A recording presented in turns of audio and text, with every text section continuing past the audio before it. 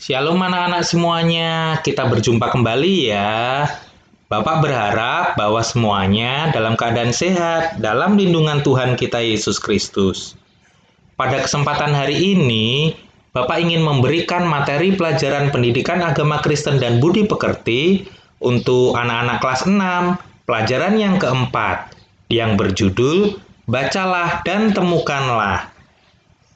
Seperti biasa anak-anak semuanya, sebelum kita belajar, Bapak ingin kalian mempersiapkan perlengkapan belajarnya yang terdiri dari buku catatan untuk menulis hal-hal penting, lengkap dengan alat tulisnya, dan yang nggak ketinggalan adalah Alkitab. Nah, anak-anak siapkan terlebih dahulu ya. Kalau sudah, mari anak-anak kita berdoa terlebih dahulu. Tuhan Yesus, saat ini kami ingin memulai pelajaran. Roh Kudus kiranya menolong kami, supaya kami bisa mengerti materi ini. Terima kasih Tuhan. Haleluya. Amin. Anak-anakku yang luar biasa, materi pelajaran kita hari ini, yaitu pelajaran 4, yang berjudul Bacalah dan Temukanlah. Anak-anak bisa juga baca di buku cetaknya, halaman 25 sampai halaman 34. Nah, jika anak-anak belum memiliki bukunya, anak-anak bisa download pada link yang Bapak berikan di kolom deskripsi di bawah ya. Anak-anakku, hari ini kita belajar itu supaya anak-anak bisa menyebutkan manfaat membaca Alkitab secara tekun. Kemudian yang kedua, supaya anak-anak juga dapat menjelaskan fungsi dan tujuan firman Tuhan yang tertulis dalam Alkitab. Tujuan selanjutnya adalah supaya anak bisa merancang kegiatan harian yang mengalokasikan waktu membaca Alkitab.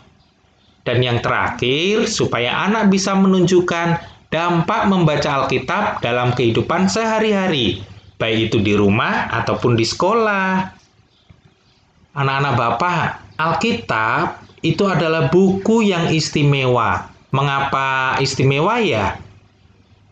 Apakah karena istimewa terus Alkitab harus kita simpan di tempat yang khusus, di sebuah lemari atau rak buku khusus begitu?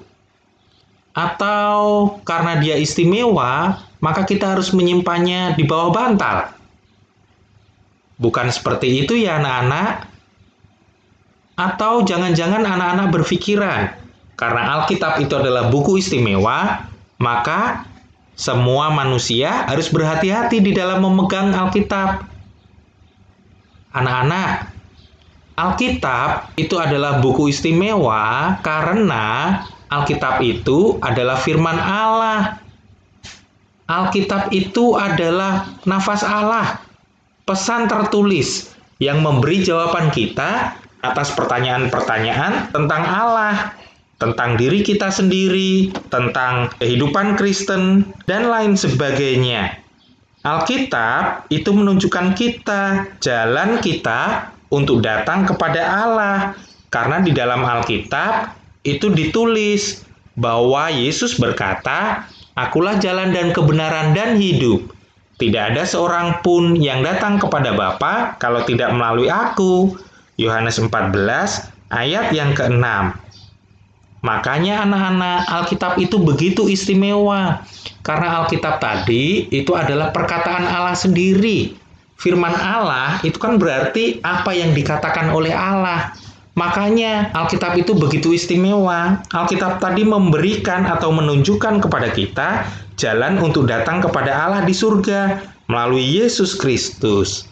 Alkitab itu juga memiliki banyak sekali versi loh. Alkitab itu diterjemahkan ke dalam berbagai bahasa. Dan tahu nggak anak-anak, Alkitab itu merupakan salah satu buku yang paling banyak diproduksi, bahkan paling banyak dibeli. Mungkin kita memiliki banyak juga versi Alkitab atau versi terjemahan di rumah kita. Akan tetapi anak-anak, seberapa banyak Alkitab yang terjual atau seberapa banyak Alkitab yang kita miliki, sebenarnya bukanlah hal yang penting. Hal yang jauh lebih penting adalah seberapa tekun kita mempelajarinya dan seberapa dalam kita memahami kebenaran yang tertulis di dalam Alkitab. Mengapa? Karena banyak sekali orang yang malas membaca Alkitab. Oleh karena itu, anak-anak, saat ini Bapak mengajak kita semua untuk belajar materi ini, yaitu mari kita membaca di dalam Alkitab sehingga kita menemukan harta yang luar biasa di dalamnya. Anak-anakku semuanya, Bapak terlebih dahulu ingin cerita ya. Ada beberapa cerita nanti, baik itu dari Alkitab maupun cerita yang ingin Bapak sampaikan. Yang pertama, Bapak ingin menceritakan kisah ini. Ada seorang kakek yang hidup di sebuah perkebunan di suatu pegunungan sebelah timur negara bagian Kentucky, Amerika Serikat. Kakek ini tinggal bersama cucu lelakinya yang masih muda. Anak-anak semuanya, kakek ini punya kebiasaan yang menarik loh. Apa itu? Setiap pagi, kakek selalu bangun lebih awal dan membaca Alkitab di meja makan di dapurnya. Dan cucu lelakinya ini ingin sekali menjadi seperti kakeknya dan mencoba untuk menirunya. Suatu hari, ketika kakeknya ini bekerja di kebun, cucunya ini datang kepada kakeknya dan berkata, "Kakek, aku mencoba untuk membaca Alkitab seperti yang kakek lakukan. Tetapi aku tidak memahaminya. Dan apa yang aku pahami, aku lupa. Secepat aku menutup buku." Apa sih, Kek, kebaikan dari membaca Alkitab? Nah, dengan tenang, kakek itu kembali ke rumah. Kemudian datang lagi kepada cucunya sambil membawa keranjang tempat arang. Kakek itu berkata, "Coba lihat ini." Kemudian kakek itu menjatuhkan atau mengeluarkan arang-arang yang ada di keranjang itu. Kemudian kakek itu berkata kepada cucunya, "Coba sekarang bawa keranjang ini ke sungai dan bawa kemari lagi, penuhi dengan air." Lalu anak-anak, sang cucu itu melakukan seperti yang kakek perintahkan. Tetapi apa yang terjadi? Ketika cucu tadi kembali kepada kakek, ternyata semua air sudah habis menetes sebelum ia tiba di depan rumahnya.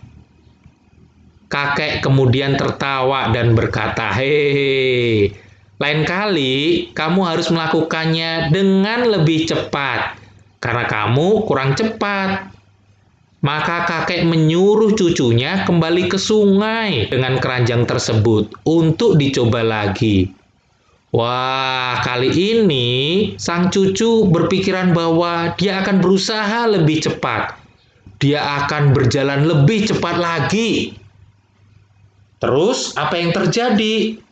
Seperti sebelumnya, cucu ini kemudian berjalan dengan lebih cepat, menyusuri jalanan untuk menuju ke rumahnya.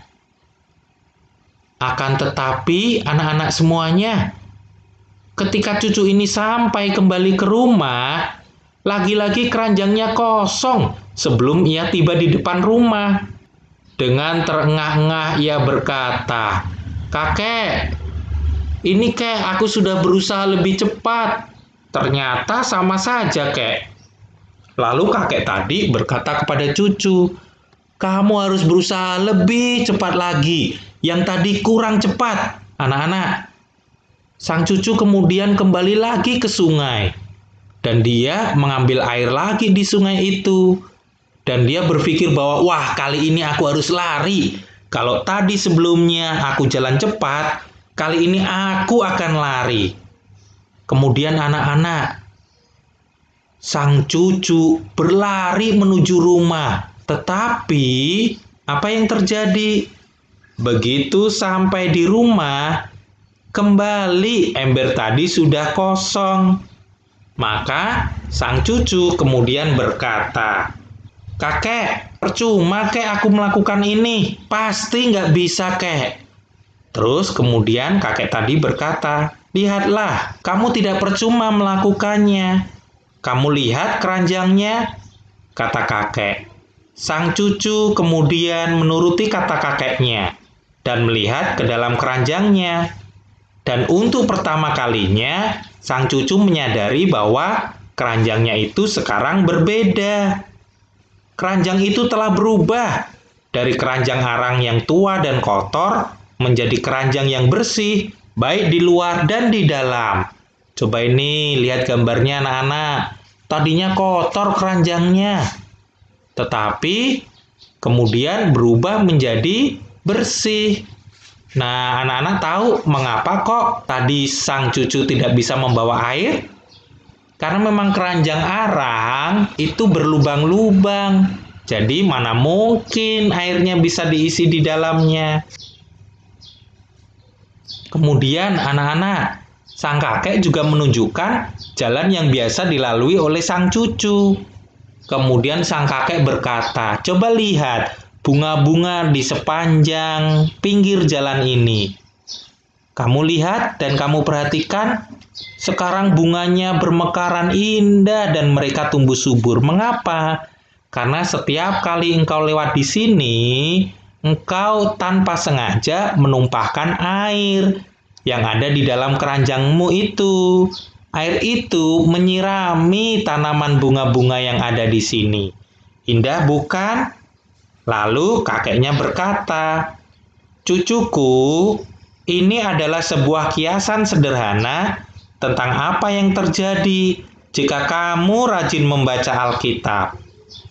Kamu mungkin tidak bisa memahaminya langsung pada saat itu atau mengingat segalanya. Tetapi jika kamu membacanya dengan tekun dan terus-menerus, kamu akan berubah dan menjadi orang yang berbeda dari sebelumnya. Itu adalah anugerah Allah yang dapat kamu temukan dan rasakan dalam hidup ini." Nah, anak-anak, ternyata kakek tadi memberikan tugas kepada cucunya bukan tanpa alasan. Kakek ingin sang cucu belajar dan memahami bahwa ketika sang cucu membaca Alkitab secara tekun dan terus-menerus, dia pasti akan merasakan manfaatnya. Hidupnya akan dibersihkan. Mengapa? Karena Alkitab itu bisa mendidik orang untuk hidup dalam kebenaran. Nah, sama seperti itu tadi. Keranjang itu melambangkan apa? Kehidupan anak muda ini, kehidupan cucu kakek yang bisa dibersihkan dan menjadi lebih baik lagi dengan cara apa? Rajin membaca Alkitab dan melakukannya. Nah, anak-anak semuanya, oleh karena itu, mari kita tekun membaca Alkitab ya. Anak-anak semuanya, Bapak juga ingin menceritakan nih cerita Alkitab di dalam Kisah Para Rasul pasal yang ke-8 ayat 26 sampai 40. Kita baca bersama-sama ya ayat-ayat ini. Ayat 26 kita mulai ya, pasal yang ke-8 dari Kisah Para Rasul. "Kemudian berkatalah seorang malaikat Tuhan kepada Filipus, katanya, 'Bangunlah dan berangkatlah ke sebelah selatan, menurut jalan yang turun dari Yerusalem ke Gaza. Jalan itu jalan yang sunyi.' Lalu berangkatlah Filipus. Adalah seorang Etiopia, seorang sida-sida, pembesar dan kepala perbendaraan Sri Kandake, Ratu Negeri Etiopia, yang pergi ke Yerusalem untuk beribadah. Sekarang orang itu sedang dalam perjalanan pulang dan duduk dalam keretanya sambil membaca kitab Nabi Yesaya. Lalu kata Roh kepada Filipus, 'Pergilah ke situ dan dekatilah kereta itu.' Ayat yang ke-30, Filipus segera ke situ dan mendengar sida-sida itu sedang membaca kitab Nabi Yesaya. Kata Filipus, Mengertikah Tuan apa yang Tuan baca itu? Jawabnya, bagaimanakah aku dapat mengerti kalau tidak ada yang membimbing aku? Lalu ia meminta Filipus naik dan duduk di sampingnya. Nas yang dibacanya itu berbunyi seperti berikut. Seperti seekor domba, ia dibawa ke pembantaian. Dan seperti anak domba yang kelu di depan orang yang menggunting bulunya. Demikianlah ia tidak membuka mulutnya. Ayat 33. Dalam kehinaannya berlangsunglah hukumannya. Siapakah yang akan menceritakan asal-usulnya? Sebab nyawanya diambil dari bumi. Maka kata sida-sida itu kepada Filipus, Aku berkata kepadamu, tentang siapakah Nabi berkata demikian? Tentang dirinya sendiri atau tentang orang lain? Maka mulailah Filipus berbicara dan bertolak dari nas itu. Ia memberitakan Injil Yesus kepadanya. Mereka melanjutkan perjalanan mereka dan tiba di suatu tempat yang ada air. Lalu kata sida-sida itu, lihat di situ ada air. Apakah halangannya jika aku dibaptis? Sahut Filipus, jika Tuan percaya dengan segenap hati, boleh. Jawabnya, aku percaya bahwa Yesus Kristus adalah anak Allah. Lalu orang Etiopia itu menyuruh menghentikan kereta itu, dan keduanya turun ke dalam air, baik Filipus maupun sida-sida itu, dan Filipus membaptis dia. Dan setelah mereka keluar dari air, Roh Tuhan tiba-tiba melarikan Filipus, dan sida-sida itu tidak melihatnya lagi. Ia meneruskan perjalanannya dengan sukacita. Nah, ayat 40 anak-anak. Tetapi ternyata Filipus ada di Asdod. Ia berjalan melalui daerah itu dan memberitakan Injil di semua kota, sampai ia tiba di Kaisarea. Anak-anak semuanya, dalam Alkitab tadi itu dikatakan bahwa ada pejabat negeri Etiopia pergi beribadah ke Yerusalem dengan mengendarai kereta kudanya. Wah, luar biasa ya. Tampaknya anak-anak, ia adalah seorang yang rajin beribadah. Pada zaman itu adalah hal yang lazim atau yang lumrah atau yang umum bagi orang di berbagai tempat untuk datang ke Yerusalem untuk beribadah, terutama pada hari-hari raya besar umat Yahudi. Orang datang ke Yerusalem untuk menyembah Allah orang Yahudi, walaupun ia bukan seorang Yahudi. Inilah yang dilakukan sida-sida atau pejabat dari Etiopia tadi. Di Bait Allah di Yerusalem ada tempat atau pelataran khusus bagi orang-orang bangsa lain yang bukan Yahudi.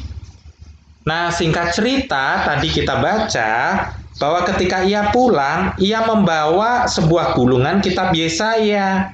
Ia membaca, namun ia tidak memahaminya. Kemudian anak-anak, muncullah Filipus yang diarahkan oleh Roh Kudus untuk menemuinya. Filipus dan pejabat tersebut bercakap-cakap tentang teks yang dibaca oleh pejabat tersebut. Ia tidak memahaminya dan ia mengatakannya kepada Filipus. Wah, luar biasa ya anak-anak, rasa ingin tahu yang besar dari pejabat ini. Sehingga meskipun ia seorang pejabat besar di negerinya, ia tidak malu loh untuk mengatakan bahwa ia tidak memahami apa yang ia baca. Dan rendah hati ia mau meminta tolong kepada Filipus agar diberi penjelasan tentang teks yang ia baca. Wah, luar biasa ya anak-anak. Seorang pejabat besar mau mengakui kekurangannya dan tidak malu untuk meminta tolong. Akhirnya Roh Kudus menolong Filipus menjelaskan kepada pejabat tersebut. Ini dia. Jadi Filipus menjelaskan kepada pejabat atau sida-sida dari Etiopia tadi. Anak-anak, Filipus itu menolong pejabat tersebut memahami teks yang ia baca. Dan dengan penjelasan Filipus, pejabat itu menjadi mengerti bahwa teks yang ia baca itu tentang Yesus Kristus yang ditulis oleh Nabi Yesaya beberapa abad sebelumnya. Ia kemudian menjadi percaya kepada Yesus Kristus. Dan ketika di perjalanan, mereka menemukan tempat yang ada air. Dan pejabat tersebut meminta untuk dibaptis oleh Filipus. Akhirnya Filipus pun membaptis pejabat tersebut. Nah, anak-anak, pejabat itu menemukan bahwa makna dari teks yang ia baca. Itu berarti apa, anak-anak? Kita dapat melihat nih, kita dapat mempelajari apa yang terjadi dari sida-sida itu. Yang pertama, anak-anak, kita dapat melihat bahwa hati sida-sida itu rindu untuk mencari Tuhan. Anak-anak tahu jarak dari Ethiopia ke Yerusalem itu sebetulnya jauh sekali. Namun sida-sida itu rela menempuhnya demi mencari penjelasan tentang apa yang ia baca. Ia memiliki kerinduan yang sangat besar untuk datang ke Yerusalem. Dan ia datang untuk menyegarkan imannya. Coba anak-anak, perhatikan ya. Hal yang kedua, kita dapat belajar bahwa sida-sida itu tekun membaca Alkitab. Hal yang menarik nih, karena meskipun ia seorang pejabat besar, ia menyediakan waktu loh untuk membaca firman Tuhan dan ia dengan rendah hati. Ia tidak malu mengakui jika ia tidak mengerti dan ia tidak malu juga diajar oleh orang lain. Sebab firman Tuhan kadang-kadang memang membutuhkan penjelasan yang dalam dan luas dari mereka yang mempelajarinya secara khusus. Coba anak-anak, perhatikan nih. Akhirnya apa yang terjadi? Buah yang ia terima dari membaca kitab suci itu adalah keselamatan di dalam Yesus Kristus. Sida-sida tadi memperolehnya karena dengan tekun dia membaca kitab suci. Anak-anak, iman tidak datang dari hal-hal yang aneh, tetapi dari ketekunan membaca dan mendengarkan firman Tuhan. Roma 10 ayat 17 di sana dikatakan bahwa iman itu timbul dari pendengaran dan pendengaran itu dari firman Kristus yang adalah Alkitab. Nah, anak-anak, oleh karena itu mari kita tekun membaca Alkitab ya. Anak-anak semuanya, Bapak ingin juga cerita nih, cerita yang kedua yaitu tentang Timotius. Siapa sih Timotius itu, anak-anak? Timotius itu adalah seorang pemuda yang adalah anak didik dari Paulus. Jadi Timotius ini itu diangkat oleh Paulus untuk menjadi anak didiknya. Hebat ya. Nah, ini adalah gambar Timotius ketika dia masih kecil. Tahu nggak anak-anak mengapa Timotius itu menjadi pemuda yang luar biasa hebat? Karena Timotius itu rajin mempelajari Alkitab dan dia mempelajarinya bersama dengan ibunya yang bernama Eunike. Tidak hanya itu anak-anak, Timotius ini itu juga tekun membaca dan mempelajari Alkitab bersama neneknya Louis. Nah, ibu dan neneknya ini itu selalu mengajar dan mendidik Timotius dengan luar biasa. Oleh karena itu, Timotius itu bertumbuh menjadi pemuda yang luar biasa. Dan dia juga memimpin sebuah jemaat loh. Timotius itu mengajar jemaatnya agar mengikuti ajaran, cara hidup, kesabaran, kasih, dan ketekunan yang dikehendaki oleh Tuhan. Anak-anak, kalau anak-anak membaca dari 2 Timotius pasal yang ketiga ayat yang ke-16, di sana Paulus menulis surat kepada Timotius dan tentunya kita bisa memakai surat itu untuk kehidupan kita ya. Paulus menulis di dalam 2 Timotius 3 ayat 4-16, apa itu manfaat Alkitab? Alkitab itu bermanfaat untuk mengajar, Apa sih maknanya? Bahwa firman Tuhan itu mengajarkan berbagai hal yang menuntun pada kebaikan. Sebagai contoh nih, firman Tuhan mengajar kita untuk mengasihi orang lain, untuk tidak sombong, tidak berkata kasar kepada orang tua dan teman, dan lain sebagainya. Alkitab itu juga bermanfaat untuk menyatakan kesalahan. Maksudnya apa ya? Firman Tuhan itu dapat menolong, mengungkapkan atau menyatakan kesalahan-kesalahan yang kita perbuat sehari-hari.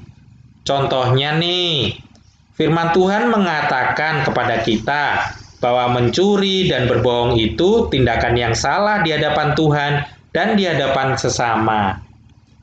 Alkitab itu juga bermanfaat untuk memperbaiki kelakuan. Artinya, firman Tuhan itu menunjukkan kepada kita kelakuan dan sikap yang perlu kita perbaiki. Sebagai contoh, sikap iri hati dan dengki dalam diri kita. Firman Tuhan menolong kita untuk melihat bahwa iri hati itu tidak baik. Sikap ini lebih banyak berdampak buruk dalam kehidupan kita. Dan karena sikap itu tidak baik, kita harus mengubahnya menjadi baik. Manfaat Alkitab yang keempat itu juga adalah untuk mendidik orang dalam kebenaran. Artinya, firman Tuhan mendidik kita untuk berjalan di jalan yang benar dan berpegang pada nilai-nilai kebenaran sesuai kehendak Tuhan. Nah, anak-anak semuanya, itu dia manfaat Alkitab. Kalau kita baca di dalam 2 Timotius tadi, pasal yang ketiga ayat 16, itu di sana dikatakan bahwa segala tulisan diilhamkan Allah. Alkitab itu adalah tulisan yang diilhamkan oleh Allah. Apa itu maksudnya? Maksudnya adalah bahwa Roh Kuduslah yang menginspirasi para penulis Alkitab. Roh Kudus menuntun para penulis Alkitab untuk menulis Alkitab itu. Dengan kata lain, Alkitab adalah firman Allah sendiri. Karena itu, Alkitab dapat memberikan banyak manfaat bagi setiap orang yang mempelajarinya. Mengapa demikian? Karena melalui Alkitab, kita bisa mengenal Allah yang telah menciptakan kita. Kita mengenal Allah sebagai pencipta hidup kita. Dan melalui Alkitab, kita mengenal Yesus Kristus yang telah mati dan bangkit untuk menyelamatkan kita. Dan melalui Alkitab juga, kita bisa belajar bagaimana hidup kita dalam kebenaran seturut dengan kehendak Allah. Singkatnya, anak-anak, Alkitab itu memang sangat bermanfaat bagi pengenalan kita akan Allah dan juga bagi pertumbuhan rohani kita di dalam Dia.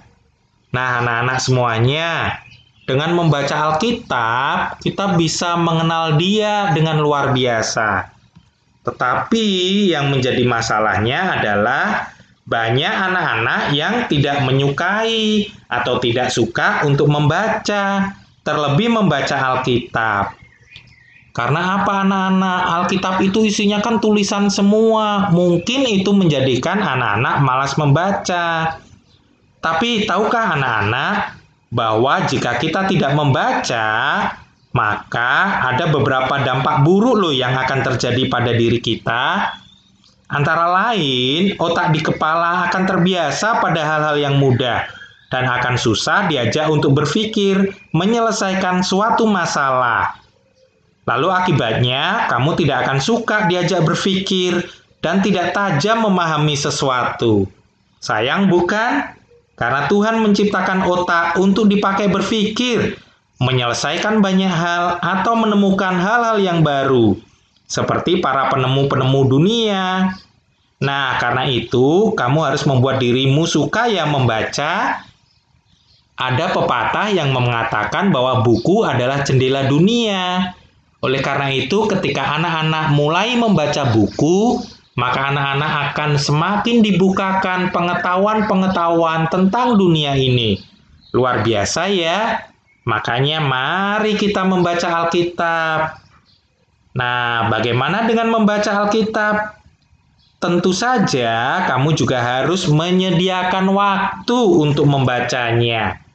Untuk apa? Agar kamu semakin mengenal Tuhan dan apa yang Tuhan lakukan di dunia ini pada masa lalu, pada masa kini, dan pada masa yang akan datang. Oleh karena itu, kita akan ambil komitmen ya nanti untuk kita menyediakan waktu membaca Alkitab. Tidak perlu lama-lama loh membaca Alkitab. Mungkin bisa 5 menit, 10 menit. Kan banyak waktu ya yang diberikan Tuhan untuk anak-anak semuanya. Ayo dong, pakai waktu itu untuk membaca Alkitab. Anak-anak, apa saja sih manfaat membaca Alkitab itu? Mazmur 119 ayat 105 mengatakan, "Firman-Mu itu pelita bagi kakiku dan terang bagi jalanku."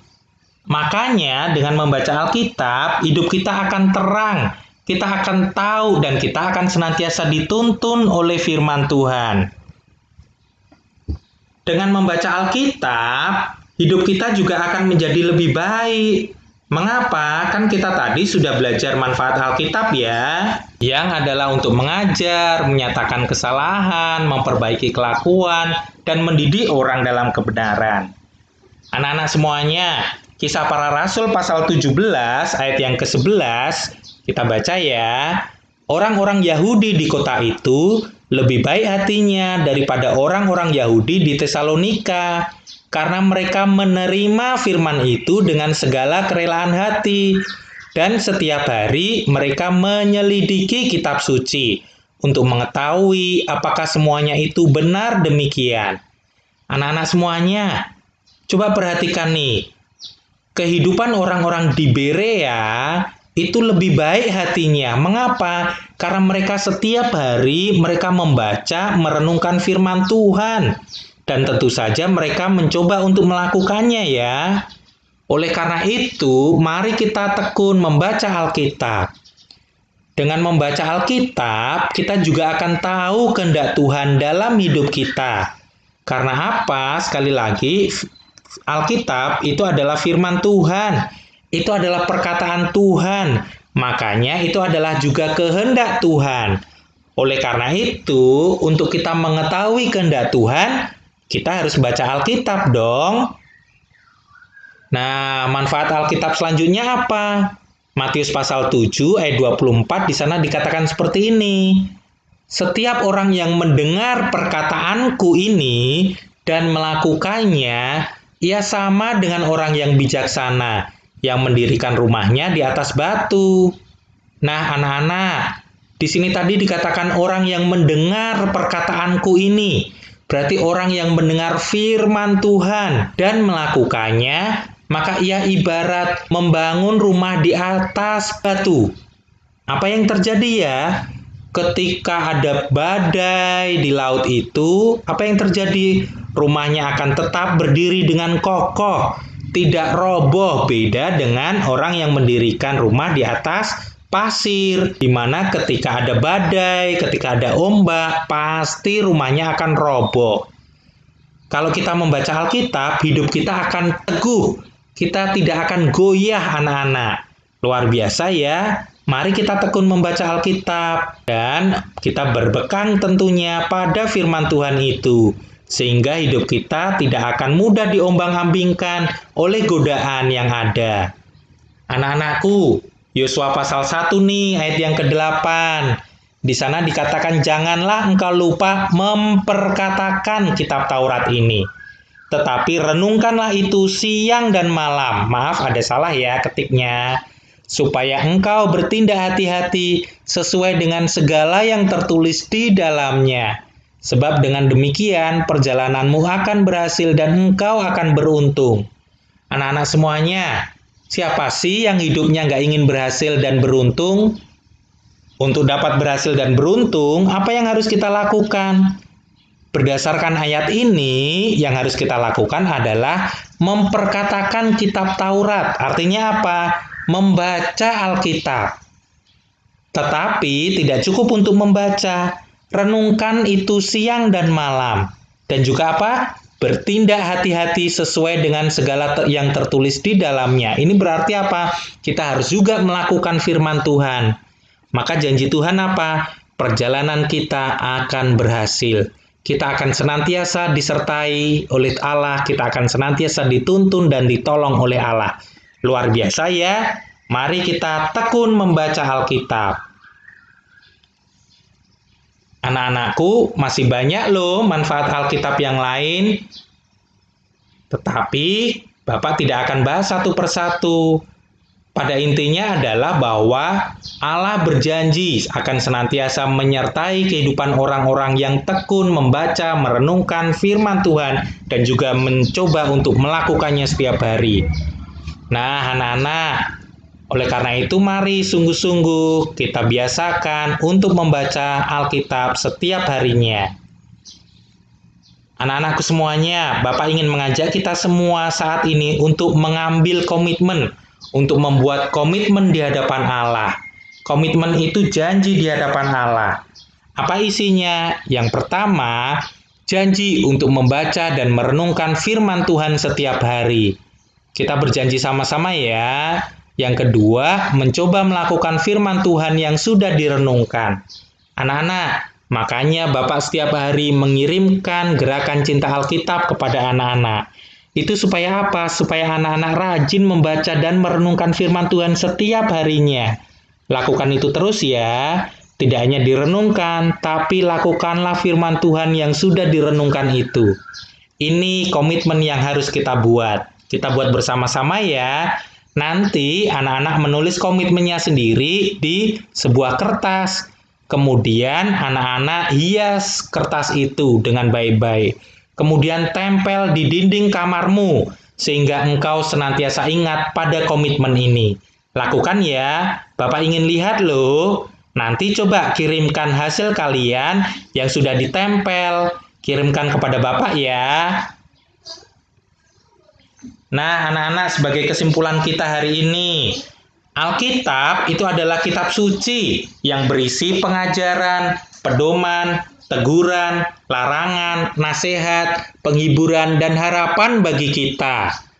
Alkitab itu juga berisi firman Tuhan, sehingga dengan membaca Alkitab kita dapat mengerti bagaimana Allah menuntun hidup manusia sejak dahulu hingga sekarang. Dengan membaca Alkitab, kita juga tahu apa yang Tuhan kehendaki untuk kita lakukan dalam kehidupan kita sehari-hari. Oleh karena itu, sekali lagi mari kita membaca sehingga kita menemukan harta yang luar biasa dari Alkitab yang adalah firman Allah. Anak-anakku, untuk mengakhiri materi kita berdoa ya. Allah yang baik, terima kasih untuk firman Tuhan yang telah Engkau berikan kepada kami di dalam Alkitab, sehingga kami dapat mengenal kebaikan-Mu dalam hidup kami. Berilah kami semangat dan rasa gembira untuk membaca Alkitab setiap hari, agar iman kami semakin kuat dan kami semakin tahu untuk melakukan perbuatan yang baik dan benar dalam kehidupan kami sehari-hari. Di dalam nama Tuhan Yesus, Juru Selamat kami, dengarkanlah doa ini. Amin. Nah, anak-anak, cukup sekian ya materi dari Bapak. Terima kasih. Tuhan Yesus memberkati semuanya. Nantikan materi-materi pembelajaran dari Bapak selanjutnya ya. God bless.